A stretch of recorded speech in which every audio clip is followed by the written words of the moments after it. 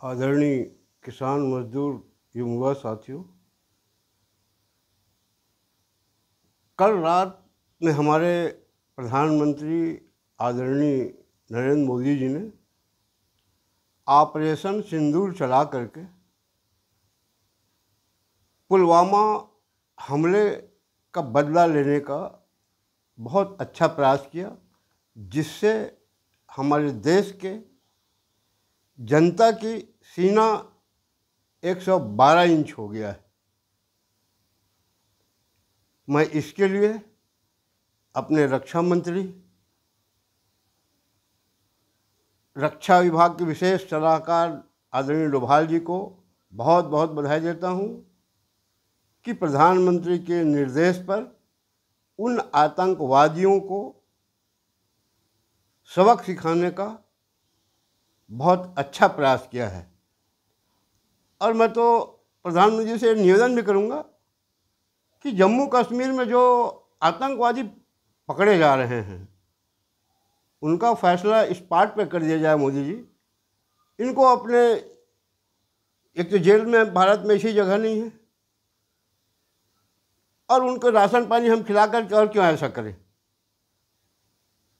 और जो आतंकवादियों को सहयोग दे रहे हैं ना हमारे देश में, उन पर भी निगाह रखी जाए, उनको भी न छोड़ा जाए। मोदी जी, जो देश की जनता चाहती थी आज आपने उसको करके दिखा दिया, इसके लिए पुनः मैं आपको बहुत बहुत बधाई देता हूँ। मगर मोदी जी, मैं एक बात आपको याद दिलाता हूँ कि आप जब पिछले बार 2016 में सर्जिकल स्ट्राइक करने के लिए यहाँ हमारे सेना को भेजा था पाकिस्तान, तो हमारे देश के कुछ आतंक समर्थक या पाकिस्तान समर्थक कुछ ऐसे नेता हैं जिन्होंने सर्जिकल स्ट्राइक को मानने से इनकार कर दिया था। आपसे मैंने इंडिया वॉइस चैनल के माध्यम से, जो एयरटेल में आता था, मैंने आपसे निवेदन किया था कि मोदी जी, अब जब भी पाकिस्तान में हमारा सेना भेजा जाए या वहाँ हमला किया जाए, तो यहाँ के जो पाकिस्तानी समर्थक, आतंकवादी समर्थक, जो विपक्ष में कुछ नेता हैं, उनके लिए भी एक हेलीकॉप्टर तैयार रखिए और इनको भी ले जाइए और वहाँ उनको सबूत दिखाइए। हो सकता है इस घटना के बाद ये फिर तरह तरह की बात करेंगे, क्योंकि तो अगर आप सूर्य देवता है कहोगे तो नहीं, ये चंद्रमा कहने वाले लोग हैं यहाँ, तो शायद आप मोदी जी भूल गए। अगर फिर कभी ऐसा वार करते हैं तो ये नेताओं को सबूत के लिए ले जाइए, तो एक हेलीकॉप्टर में बिठा करके कि वहाँ सबूत दिखाएं पाकिस्तान वालों को कि भारत क्या कर सकता है, क्या नहीं कर सकता। खैर, मैं किसान मजदूर साथियों, मैं अपने मुख्य मुद्दा में आ रहा हूँ। मेरा मुख्य मुद्दा ये था कि आज 2 दिन हो गए हमारे छत्तीसगढ़ के सीधे सरल मुख्यमंत्री आदरणीय विष्णुदेव साय जी पिछले 2 दिनों से प्रदेश के विभिन्न जिला में दौरा कर सुशासन तिहार मना रहे हैं। और जो अप्रैल माह में समाधान शिविर के माध्यम से आम जनता ने आवेदन दिया था, उसकी वो पुष्टि कर रहे हैं और आम जनता से मिलकर के उनका दुख सुख जान रहे हैं। मैं उनको ही बधाई देता हूँ कि इस गर्मी में आप झाड़ के नीचे जा कर के आम जनता से मिलकर उनकी समस्याओं के बारे में पूछ रहे हैं। मगर मैं कुछ याद दिला दूं मुख्यमंत्री महोदय आपको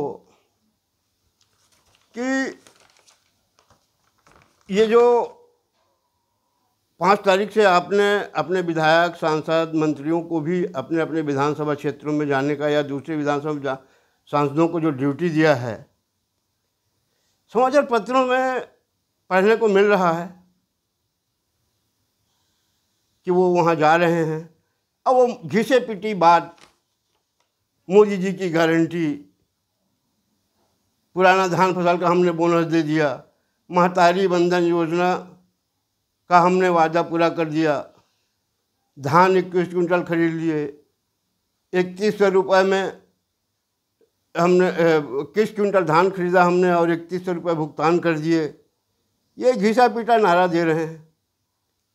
मैं आपको याद दिला दूं कि आप समाधान शिविर के पहले प्रदेश में चुस्ती फुर्ती लाने के लिए आपने सचिवालय में काफ़ी फेरबदल किया, कई जिले के कलेक्टर भी बदले आप।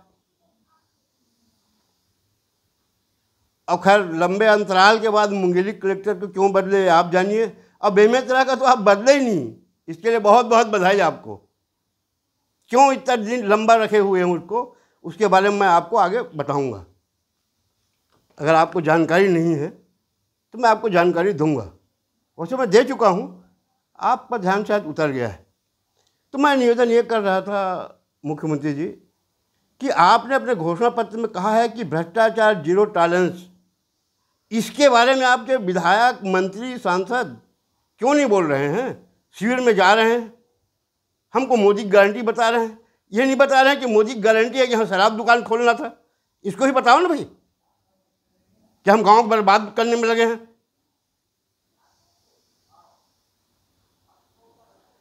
मुझे याद है, छत्तीसगढ़ की जनता जानती है कि विधानसभा चुनाव के पहले कांग्रेस पर बहुत से भ्रष्टाचार के आरोप लगाए जा रहे थे।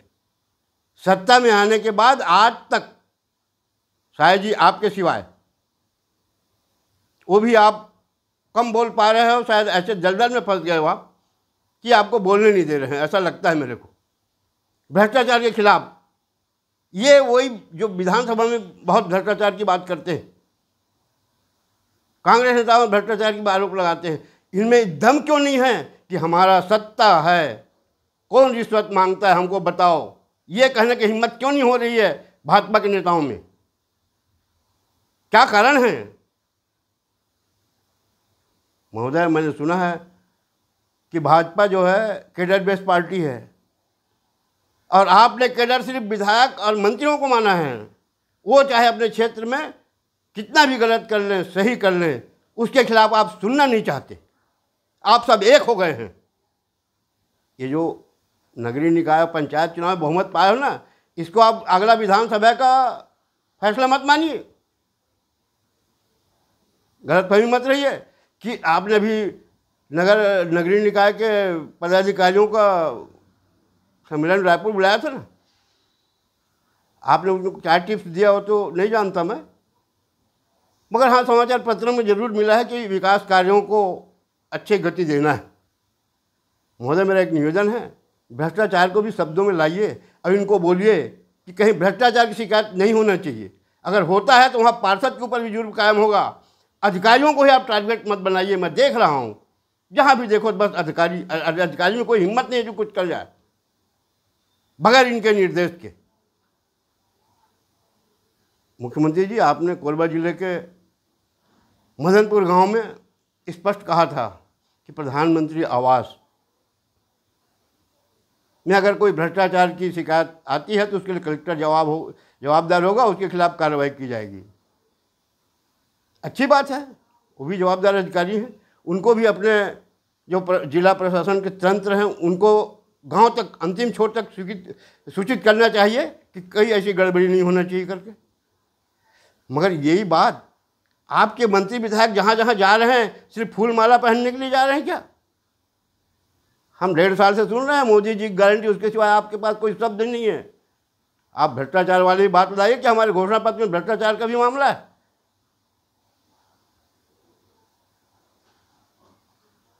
तो जनता ये चाह रही है कि हम जो भ्रष्टाचार से त्रस्त हैं, जैसे आपने 6 तारीख को भी बेमेतरा जिले के सहसपुर गए थे मुख्यमंत्री जी, वहाँ अमरोतीन बाई जो प्रधानमंत्री आवास की हितग्राही है उससे आपने मिला, वो बहुत खुश हो गई। आपने उसे ये नहीं पूछा मुख्यमंत्री जी कि अमरोतीन बाई ये बताओ कि तुमने प्रधानमंत्री आवास में अच्छा घर बनवाए हो, बनवाने में तुम किसको किसको कितना पैसा दिए हो? किसी ने कोई आपसे पैसा मांगा? मैं निवेदन करता हूँ, आपके नेतृत्व में अगला चुनाव होगा। अरे भ्रष्टाचारी कर्मचारी और आपके अधिकांश विधायक मंत्री भ्रष्टाचार में लिप्त हैं। आप इनसे बोलवाइए भ्रष्टाचार के खिलाफ, तभी आपका सत्ता आगे आ सकता है आने वाले चुनाव में। नहीं तो आप मान रहे हैं, मानिए, मेरे कोई मतलब नहीं है, मैं तो किसी पार्टी का नहीं हूँ। आज भाजपा है तो मेरे कोई सुख नहीं मिल रहा है, कांग्रेस था तो नहीं, मैं कोई 2 नंबर काम तो करता नहीं। मैं एक ही चीज़ चाहता हूँ कि शासन की सुविधा, चाहे शासन किसी का भी रहे, लोगों को मुफ्त में मिले, और इसके लिए हमारी सरकार काम करे। क्योंकि आपने घोषणा पत्र में लिया है ना, तो भ्रष्टाचार की बात को लाइए, आप खुल करके बोलिए। और नहीं तो मैं आपसे निवेदन करता हूँ, हाथ जोड़ के निवेदन करता हूँ कि आप उसी बेमेतरा जिले के, आपके तब अभी तक खबर पहुँचा कि नहीं मैं नहीं जानता, उसी बेमेतरा जिले के नानघाट तहसील के एरमसही गांव में अनीता बाई पाटिल है, जिसको प्रधानमंत्री आवास मिला है। उसका पति का नाम ललित पाटिल है। उसको दूसरा किस्त मिलना है, रोजगार सहायक, उसे 25,000 रुपया मांग रहा है। अब बेमेतरा के ईमानदार भ्रष्ट कलेक्टर को उसने शिकायत किया है, जिला पंचायत अधिकारी को शिकायत किया, जनपद में किया है। आज तक कार्रवाई क्यों नहीं हो रही है? इसीलिए बेमेतरा कलेक्टर को रखा गया क्या? क्योंकि वो मंत्री के आदेश में शासन के नियमों के धज्जी उड़ा रहा है, जनता को परेशान कर रहा है। आप जाइए, मेरा निवेदन है, हाथ जोड़ के निवेदन कर रहा हूँ, अगर सही में आप चाहते हैं प्रधानमंत्री आवास जनता को सही मिले, वैसे मैं आपसे एक और निवेदन कर दूं कि आपका नवागढ़ क्षेत्र का विधायक जो मंत्री है, उसने नानघाट में क्या किया है? नानघाट में 2 साल से वहाँ महाविद्यालय चल रहा है, 200 छात्र पढ़ रहे हैं, 15-20 गांव के वहाँ छात्र पढ़ रहे हैं। कलेक्टर ने वहाँ कॉलेज भवन के लिए जमीन स्वीकृत कर दिया था। आपके मंत्री ने नानघाट के कॉलेज को और उस गांव में जो स्वीकृत महाविद्यालय की जमीन को उठा के अपने गांव ले गया है। नानघाट चले जाइए, मेरा निवेदन है मुख्यमंत्री जी, वहीं एरमसही वाले महिला को बुलवा लीजिए और नानघाट के बच्चों को बुलवा लीजिए, उनका भविष्य मत खराब कराइए। इतना अन्याय अत्याचार कराओगे अपने विधायक मंत्रियों से? हमने नहीं सोचा था, हम तो सोचे थे कि विष्णु भगवान के दूसरे रूप हैं।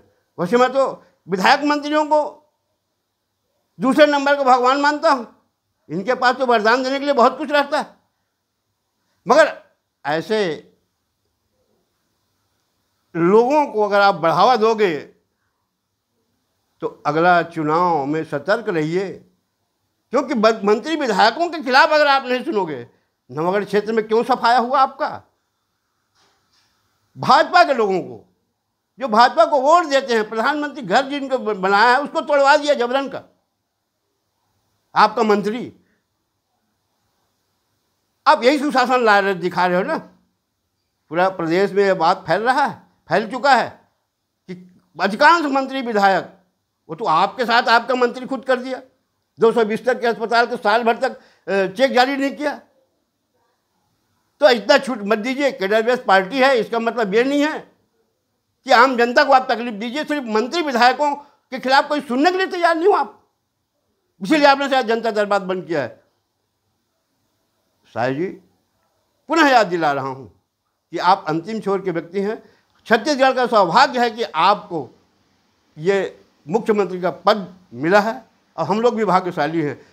छत्तीसगढ़ जनता आपसे उम्मीद करती है कि आप जो घोषणा पत्र में भ्रष्टाचार विहीन छत्तीसगढ़ बनाने की बात कहा है, उसको आप लागू करिए। उसके लिए आप अकेले मेहनत करिए, कोई मंत्री साथ दे न दे, इनको भी एसीपी भेज के पकड़वाइए। और बेमेतरा जिला में जो साल भर से मैं आपका ध्यान आकर्षित कर रहा था ना कि मंत्री जी ने कहाँ कहाँ कितना भ्रष्टाचार किया है, सब फाइल दबा दिया जा रहा है। अब कलेक्टर एसपी को आप रखिए, 10 साल रखिए। मैं आपको याद दिला दूँ, कांग्रेस शासन में एक गणेश राम आनंद मंत्री हुआ करते थे, वो 14 साल तक एक थानेदार को रखे थे कुंडा थाने मुंगेली जिले के, आज वर्तमान मुंगेली जिले के, 14 साल तक। तो आपको सत्ता है, आप आजीवन रख सकते हैं। और कलेक्टर तो पूरा उसका घर के नौकर के समान हो गया, एसपी कलेक्टर के उसके नौकर के समान हो गया है, जहाँ जो जैसा कहता है करता है।